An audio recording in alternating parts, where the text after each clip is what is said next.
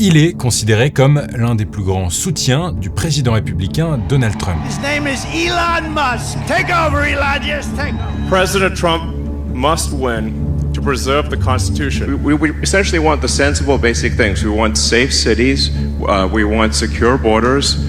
We want, obviously, support for the Constitution. Donald Trump et Elon Musk s'adorent, et si je vous disais que ça n'a pas toujours été le cas. 2008, Elon Musk soutient le candidat démocrate Barack Obama. 2012, Musk soutient à nouveau Obama pour sa réélection. 2016, il soutient la démocrate Hillary Clinton face à Donald Trump. 2020, Musk dit avoir voté pour Joe Biden. Le plus gros soutien de Donald Trump pendant cette campagne présidentielle 2024 avait voté pour Joe Biden il y a 4 ans. Qu'est-ce qui s'est passé dans la tête de Musk? Que veut dire ce récent soutien à Donald Trump? Qu'est-ce que ça implique pour lui, pour ses entreprises et pour la démocratie américaine? Aujourd'hui les amis, je vous propose un retour sur l'histoire d'une bromance que personne n'attendait, qui est aussi l'histoire quelque part de la radicalisation politique de l'homme le plus riche du monde.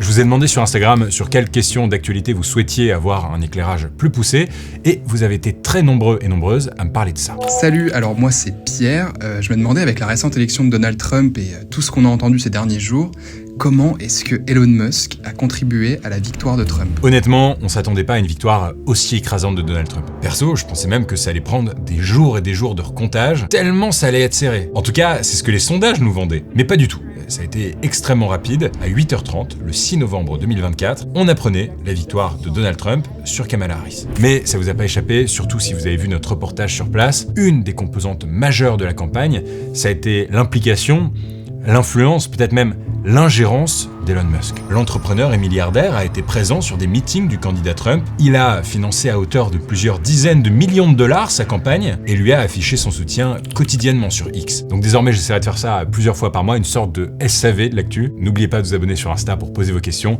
et sur YouTube pour ne rater aucune vidéo. Comme toujours, l'intégralité de mes sources sont en description. Je vous invite à vous plonger dedans et à ouvrir des débats dans les commentaires si vous êtes en désaccord. On rentre dans le cœur du sujet.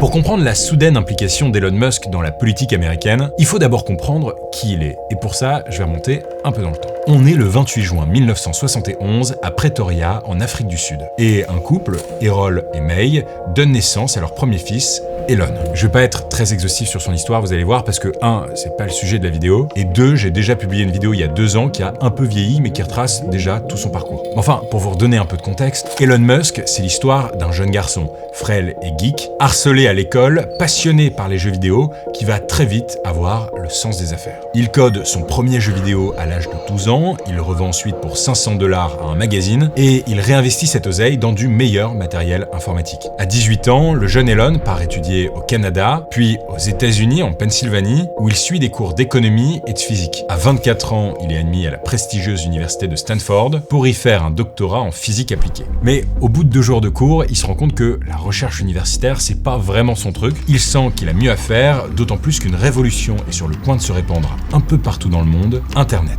Elon Musk met donc en pause son doctorat et se lance officiellement dans l'entrepreneuriat. Alors, je vais pas me lancer dans le détail de toutes les boîtes qu'Elon Musk a créées, car il y en a vraiment beaucoup, mais pour faire simple, après avoir lancé en 1995 une première boîte avec son frère, Zip2, une sorte d'ancêtre de Google Maps qui va le rendre multimillionnaire à 28 ans, il lance en 1999 X.com. Alors non, pas ce X-là, un autre X qui, à l'époque, est un service de banque en ligne. Alors, ça vous dit peut-être rien comme ça, et pourtant, X.com va fusionner avec une autre start-up pour devenir PayPal. PayPal qui sera finalement racheté par eBay pour la modique somme de 1,5 milliard de dollars, dont 180 millions rien que pour Musk. On est alors en 2002, Elon Musk vient d'avoir 30 ans et il est officiellement super riche. Back in 95, there weren't very many people on the internet. And certainly nobody was making any money at all. Most people thought the internet was going to be a fad. Elon Musk réinjecte tout de suite ses gains dans une nouvelle entreprise lancée quelques mois plus tôt, SpaceX, une agence spatiale privée qui lance aujourd'hui des fusées pour le compte de la NASA. En fait, Elon Musk, c'est ça. des entreprises et encore des entreprises. De quoi constituer un véritable empire dans lequel on retrouve aussi Tesla qui vend des voitures électriques quasiment autonomes, The Boring Company qui creuse des tunnels pour fluidifier le trafic en ville, mais aussi Neuralink, une start-up qui développe des implants cérébraux pour améliorer les capacités de l'être humain, Hyperloop, une sorte de train qui peut aller jusqu'à 1200 km/h dans un tunnel, et puis bon, même s'il a quitté l'entreprise depuis, Musk c'est aussi l'un des cofondateurs d'OpenAI qui a donné naissance au fameux ChatGPT. Petit à petit, l'entrepreneur devient une sorte de gourou avec une personnalité forte, une marque, sa propre marque, son personal branding qui sert aujourd'hui de marketing gratos pour toutes les boîtes de son portefeuille. Parce que oui, le moins qu'on puisse dire c'est que Elon Musk, il a une personnalité clivante, il applique une méthode, la méthode Musk. Dans ce livre, une biographie de l'entrepreneur écrite par Walter Isaacson, on peut identifier un mode de fonctionnement bien particulier, 4 règles qui définissent bien la personnalité d'Elon Musk, souvent au détriment de son entourage. Et qui, par ailleurs, puisque c'est quand même le sujet de cette vidéo, explique sa soudaine montée en politique. La première règle de Musk, c'est une obsession du détail. Il a une conviction, on ne peut pas séparer l'ingénierie de la conception du produit, et donc tout doit être piloté par des ingénieurs. Il est capable de passer des heures entières à discuter avec des ingénieurs de chaque ligne de code qu'ils sont en train d'écrire, ou de passer ses journées dans les usines de fabrication de ses fusées, dont il connaît chacune des pièces. And because it's exposed, it has to have cooling, so there's integral cooling circuits throughout all the parts. So it looks very simple on the outside, but it's complicated on the inside. Sa deuxième règle, c'est de toujours tout remettre en question et de travailler constamment dans l'urgence. Oubliez les règles imposées par la NASA sur le test des fusées, Musk fait ses propres tests maison. Il pense outside the box, en dehors de la boîte, et c'est idem sur le planning de production. Je suis tombé sur cette anecdote qui explique que lorsque Tom Mueller, l'ingénieur en charge des moteurs de fusée SpaceX, lui explique que le planning prévu pour le développement d'un moteur est déjà très ambitieux, Musk lui répond « Réduisez-le de moitié ». Ce qui m'amène à notre troisième règle, avoir d'excellents employés, loyaux, qui sont motivés pour travailler pour lui. Ça peut paraître évident, mais la logique de Musk, c'est que les bons employés sont toujours prêts à dépasser leurs limites. Et il n'hésite pas à montrer l'exemple, quitte à passer la nuit dans ses entreprises et à dormir par terre. Since the team could see me sleeping on the floor during shift change, with nothing, they knew I was there, and that made a huge difference. And then they gave it their all. Et enfin, quatrième et dernière règle d'Elon Musk, ne jamais se laisser arrêter par un échec. Pour vous donner une idée, SpaceX, en 2008, c'est 3 lancements de fusées ratés. 3. C'est seulement au 4e vol qu'une fusée est lancée, permettant à l'entrepreneur de signer des contrats avec la NASA et au passage de sauver SpaceX qui était au bord du gouffre. Bref, ce mélange d'optimisation permanente, de pression constante sur les employés et de culture du crash, en gros tester sans avoir peur de l'échec, Elon Musk la qualifie lui-même de hardcore, de intense, de violente. Et ça se voit aussi dans sa personnalité. Il parle franchement, sans mettre les formes. Pour lui, la seule chose qui compte, c'est le résultat. Back to Tesla, we make the best cars. Whether you hate me, like me, or indifferent, do you want the best car or do you not want the best car? Et le résultat, tout le monde peut l'admettre, il est hyper impressionnant. Mais il y a un revers de médaille à tout ça. Quand quelque chose ne fonctionne pas, Elon Musk peut entrer dans une telle colère qu'il ne répond plus de rien. En fait, beaucoup de ses collaborateurs le décrivent autant comme un génie que comme un gros. La chanteuse Grimes, une de ses ex-compagnes, appelle ça le mode démon. Des périodes dans lesquelles Musk a des idées parfois très chaotiques, qui fusent à toute vitesse dans sa tête et qui peuvent l'amener à prendre des décisions sans réfléchir. C'est un peu ce qui s'est passé au printemps 2022, quand le milliardaire de la tech s'est tout à coup entêté d'un nouveau combat, celui de la bataille pour l'opinion.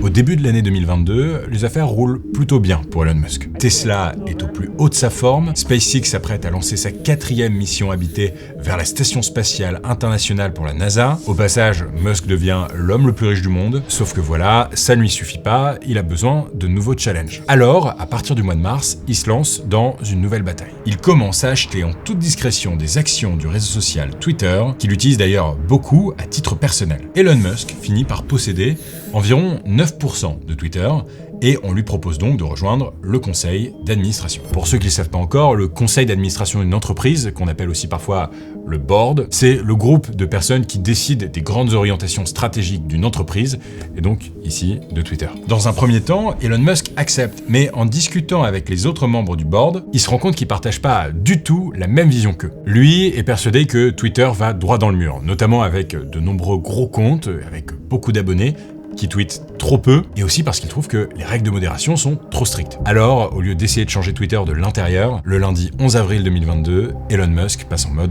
offensif. Some big breaking news this afternoon. Elon Musk's Twitter takeover is a go. Twitter's board accepted an offer from the billionaire to buy the social media company and take it private. Elon Musk propose de racheter l'entreprise pour 44 milliards de dollars. Et quelques jours plus tard, il envoie une lettre à la direction et y explique « La liberté d'expression est un impératif sociétal pour une démocratie effective. Twitter possède un potentiel extraordinaire et je le libérerai. » Quelques mois plus tard, le 27 octobre 2022, le rachat est finalisé. Dans la foulée, le nouveau propriétaire tweet « L'oiseau est libéré ». Le même jour, il fait irruption dans le hall de l'entreprise, hilar, avec un lavabo dans les bras.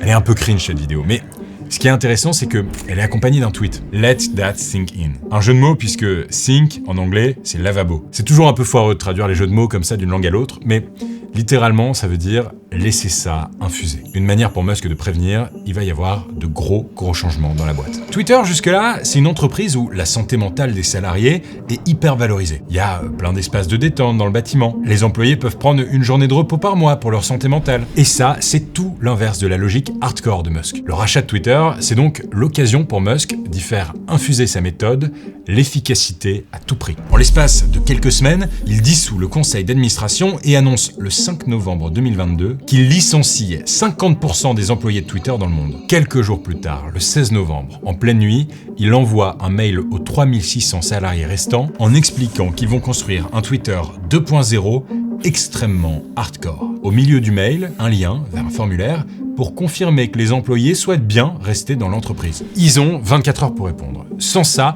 tous ceux qui n'auront pas répondu au formulaire seront automatiquement licenciés avec 3 mois d'indemnité de salaire. C'est les États-Unis.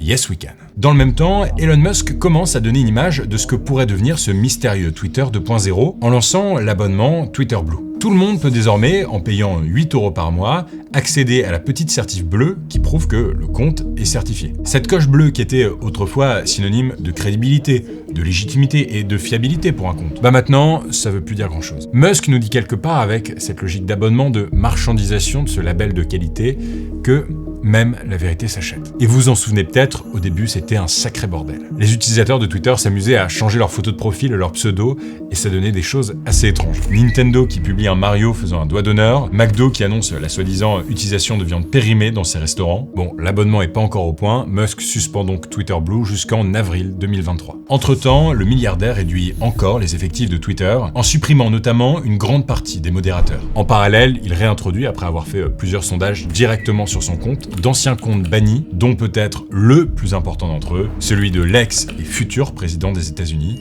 Donald Trump. On peut donc légitimement se poser la question, pourquoi Elon Musk fait tout ça? Et la réponse tient en 2 mots. Free speech. Free speech. Free speech. Freedom of speech. La liberté d'expression. Mais vous allez voir, Elon Musk en fait une notion assez variable. Je vous donne un exemple. En février 2023, à l'occasion du Super Bowl, Elon Musk poste un tweet pour encourager l'équipe des Eagles, tout comme le président américain Joe Biden. Le problème à la fin du match, en dehors du fait que les Eagles sont perdus, c'est que le tweet du président américain fait plus de 20 millions de vues, contre seulement 8 millions pour Elon Musk. Le patron de Twitter est foudrage, il rentre dans son mode démon et demande à une équipe de 80 ingénieurs de changer immédiatement l'algorithme pour que ses propres tweets soient boostés. Résultat, dès le lendemain, tous les utilisateurs de Twitter se retrouvent avec que des tweets d'Elon Musk dans leur feed. Première réaction, on peut se dire c'est un peu triste. Le mec est en manque d'attention, du coup il s'achète de la fame. Mais dans un second temps, on peut aussi se dire est-ce que cette influence notoire sur l'algorithme est pas en totale contradiction avec la liberté d'expression que prône Musk? Et même, est-ce qu'on est à l'aise? Est-ce que c'est pas un peu dangereux démocratiquement qu'un type qui ait beaucoup d'argent puisse se retrouver en haut de tous nos feeds? Les feeds de centaines de millions d'utilisateurs qui sont aussi des citoyens, donc des électeurs, le tout sur un réseau social qu'il possède. Est-ce que ça nous pose pas un petit problème démocratique? On va y revenir, mais d'abord, en juillet 2023, le nom et le logo du réseau social changent. L'oiseau bleu est remplacé par un X blanc. De quoi rappeler une de ses premières entreprises, mais aussi SpaceX, et même le prénom de son 10e enfant. Je vais pas essayer de le prononcer, mais ça devrait être illégal d'appeler son enfant comme ça. Vous savez que je veux rester objectif sur cette chaîne, mais si je dois prendre une position, une seule sur cette vidéo, c'est que ça là, c'est pas possible. Pour nommer une puce électronique peut-être, mais pas pour un enfant. Bon, mais revenons sérieux. On est toujours en juillet 2023 et Elon Musk va faire un move qui va fortement déplaire à une partie des utilisateurs. Il souhaite désigner le mot cisgenre comme étant une insulte sur X et il menace de bannir les gens qui l'utilisent trop. Parce que si on rentre un peu plus dans ce sujet, le nouveau patron du réseau social est très loin d'être un défenseur des personnes transgenres. Il s'est par exemple opposé aux traitements médicaux pour les mineurs transgenres et de manière générale la question des pronoms, l'utilisation du mot cisgenre. Elon Musk voit ça comme trop woke, comme une idéologie à laquelle il adhère pas du tout. I think we need to be very cautious about anything that is anti-meritocratic, and anything that is that results in the suppression of free speech. So, you know, those are two of the aspects of the woke mind virus that I think are very dangerous. Mais donc, et peu importe ce qu'on pense, il y a quand même un paradoxe immense parce que si on résume, la liberté d'expression, c'est ok pour réhabiliter des comptes bannis aux tweets haineux, mais c'est pas ok pour utiliser des termes avec lesquels il n'est personnellement pas d'accord. Progressivement, la ligne se dessine. Elon Musk veut que son nouveau jouet prenne une autre direction, quitte à devenir le porte-voix des idées les plus conservatrices du pays.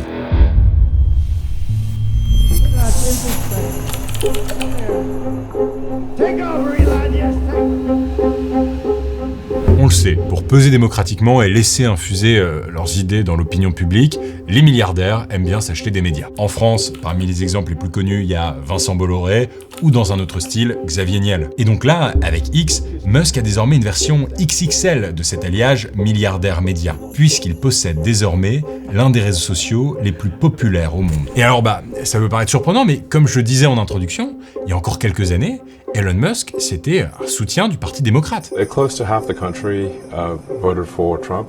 I wasn't one of them. I voted for Biden. Pour rappel, les démocrates, c'est l'un des deux principaux partis des États-Unis, un parti progressiste, considéré comme la gauche américaine, qui pour nous serait d'ailleurs plutôt un parti centriste, car Kamala Harris est encore très loin des idées du nouveau Front populaire. Et en face, il y a les républicains, un parti plus conservateur qui représente la droite américaine. Elon Musk était donc plutôt démocrate. Il avait voté pour Obama en 2008 et 2012, et même s'il s'était rapproché de Donald Trump pendant la campagne présidentielle de 2016, il avait finalement fait marche arrière à cause des objectifs climatiques que Donald Trump ne voulait pas tenir. Musk avait donc donné son soutien à Hillary Clinton. Mais alors, qu'est-ce qui s'est passé ?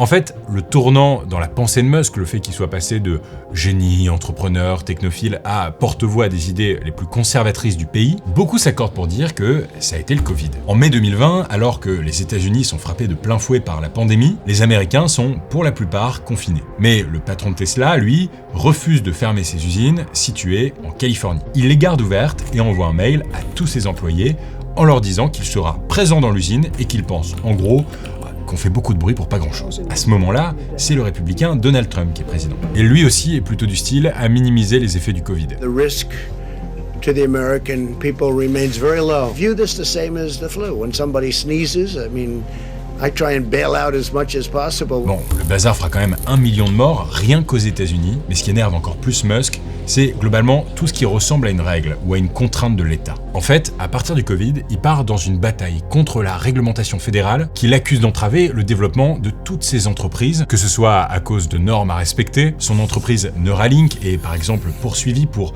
non-respect du bien-être animal, ou encore à cause d'impôts ou de taxes à payer. Toutes ces contraintes, il les associe principalement aux progressistes, donc aux démocrates. Musk, lui, préfère la liberté absolue, c'est peut-être même le libertarien originel. La liberté avant tout, et cette idée, il considère que c'est Donald Trump qui la défend le mieux. À partir de là, Elon Musk utilise X comme une véritable arme de soutien à Donald Trump. L'entrepreneur mène alors une campagne carrément anti-Harris, la candidate démocrate lors de l'élection présidentielle américaine 2024. Je suis tombé sur cette stat hallucinante. Selon un décompte du journal Le Monde, le dernier mois avant l'élection, Elon Musk a publié 3247 tweets. C'est presque 12 fois plus que pour la même période au moment de l'élection de 2020. Et dans ces plus de 3000 tweets, on en retrouve un peu plus de 227 qui relayaient des théories du complot, qui parlaient d'élections truquées ou qui partageaient de la désinformation, comme par exemple cette fausse vidéo de Kamala Harris. I, Kamala Harris, senior Democrat candidate for president, because Joe Biden finally exposed his senility of the debate. Thanks, Joe.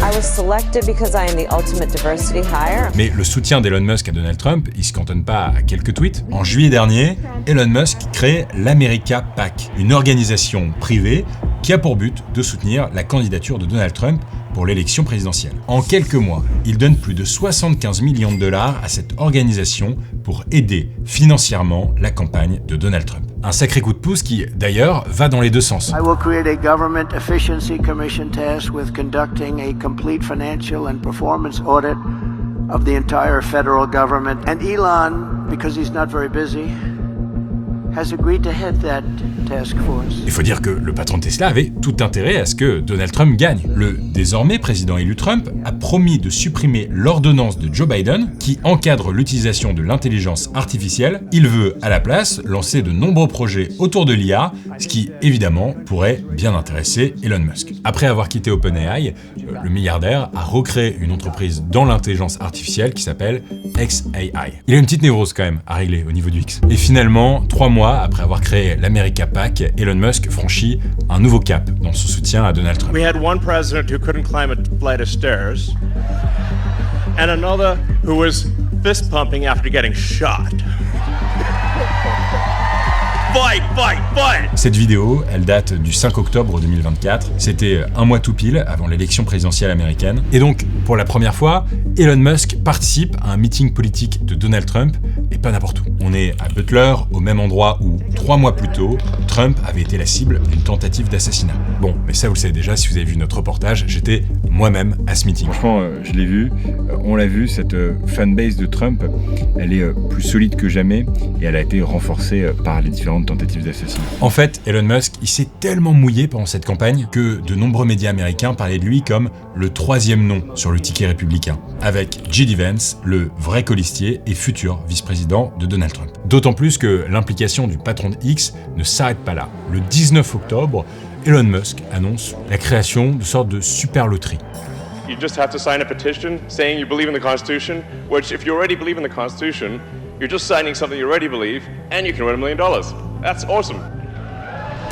Chaque jour, jusqu'au 5 novembre, le milliardaire tire au sort un habitant d'un swing state, ces états pivots où le résultat de l'élection est incertain et qui peuvent faire basculer le résultat final. Pour l'habitant tiré au sort, c'est le jackpot, il remporte $1 million. Bon, mais il y a quand même 2 conditions pour espérer gagner, sinon ce serait trop beau. 1, il faut être inscrit sur les listes électorales, et 2, signer la pétition de l'America PAC, une pétition conservatrice en faveur, entre autres, de la liberté d'expression et du port d'armes. Elon Musk dépense donc du 19 octobre au 5 novembre $1 million par jour pour soutenir Donald Trump, soit $18 millions en tout, en plus des $75 millions déjà dépensés dans la campagne de Trump. Et comme si ça suffisait pas, il promet aussi à chaque personne qui parvient à convaincre un proche de signer cette pétition d'empocher automatiquement $47. Bon, c'est sympa, hein, et je veux pas casser l'ambiance, mais ça pose quand même une question. Est-ce qu'on peut payer des gens pour signer des pétitions, s'inscrire ou convaincre les autres de s'inscrire sur les listes électorales? Quand est-ce que l'influence légitime qu'un citoyen voudrait avoir devient de l'ingérence? Au niveau de la loi, aux États-Unis comme en France, c'est interdit de payer un citoyen pour qu'il vote pour tel ou tel candidat. Sauf que là, c'est une loterie et la participation n'est pas conditionnée à un vote en particulier, mais seulement à la signature d'une pétition. La ligne est extrêmement fine et Elon Musk s'amuse à la titiller, au point de se faire mettre en garde par le ministère de la Justice des États-Unis qui lui a rappelé les sanctions qu'il encourait en cas de viol du code électoral. Le procureur de Philadelphie a même décidé de le poursuivre en justice, mais un juge de Pennsylvanie a finalement décrété début novembre que la loterie pouvait continuer. Effectivement, plus on a d'argent, plus on peut jouer avec les règles. Mais est-ce que c'est ça que les Américains veulent pour leur démocratie? Que celui qui a le plus de thunes gagne? Alors, qui peut encore arrêter Elon Musk? Cet ingénieur brillant, visionnaire, excentrique, et j'espère que vous l'avez pas ressenti dans la vidéo, mais je veux vraiment pas enlever ce truc-là, mais qui est devenu quand même, en quelques années, le meilleur ami du plus radical des républicains. Avec X, Elon Musk a obtenu un pouvoir hors norme sur la vie de millions de citoyens, sans qu'il existe de véritables contre-pouvoirs, ni même vraiment de contrôle. Parce que, comme pour Instagram, Facebook, TikTok et j'en passe, Elon Musk est le seul maître à bord de ce qui se passe sur son réseau social. C'est une entreprise privée. Une chose est sûre, il est décidé à combattre certaines opinions politiques et à imposer les siennes avec méthode. La victoire de Donald Trump a démontré qu'il avait misé sur le bon cheval. Et Elon Musk prendra bientôt une place plus importante dans la vie politique du pays, puisque Donald Trump l'a nommé à la tête d'un nouveau ministère de l'efficacité gouvernementale. Et ce nouveau positionnement du milliardaire n'a pas lieu qu'aux États-Unis. Ces derniers mois, Elon Musk s'est rapproché de certains dirigeants très conservateurs, comme Giorgia Meloni en Italie ou Javier Milei en Argentine. L'ingérence muskienne est donc sûrement loin d'être terminée. Affaire à suivre. Les amis, merci d'avoir regardé cette vidéo et pensez à vous abonner, ça permet de soutenir mon travail et celui de mon équipe et ça nous permet de faire de plus en plus de vidéos comme celle-là. Et au quotidien, je vous donne rendez-vous sur Instagram.